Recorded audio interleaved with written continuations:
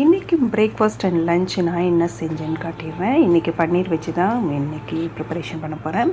பன்னீர் கிரேவியும் ரெடி பண்ணியாச்சு. ஃபுல்லாக ரெடி பண்ணிட்டனால வீடியோ ஃபுல்லாக கவர் பண்ணல, அதனால் கொஞ்சம் கொஞ்சமாக காட்டுறேன்.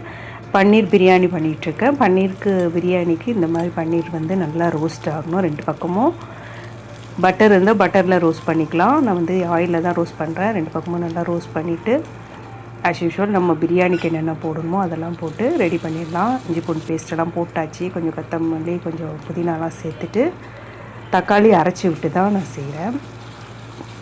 1 கப் பாஸ்மதி ரைஸ்க்கு பிரியாணி பண்ணுறேன்.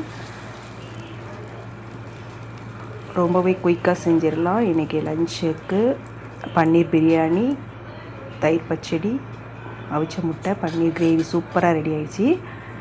பிரியாணியும் சூப்பராக ரெடி ஆகிடுச்சு. இன்னும் 5 மினிட்ஸ் விட்டால் இறக்கிடலாம். மார்னிங் பிரேக்ஃபாஸ்ட்டுக்கு சப்பாத்தி மாவு ரெடி பண்ணியாச்சு. எல்லாமே ரெடி பண்ணி முடித்தாச்சு. அடுத்து பாருங்கள், எங்கள் பால்கனி கார்டனில் ஒரு அப்டேட்டு. ஜிஜி பிளான்ட் சூப்பராக துளுத்து வந்துட்டுருக்கு. பட்டு போகிற ஸ்டேஜில் இருந்தது. இந்த வீடியோ பிடிச்சிருக்குன்னு நினைக்கிறேன். தேங்க்யூ.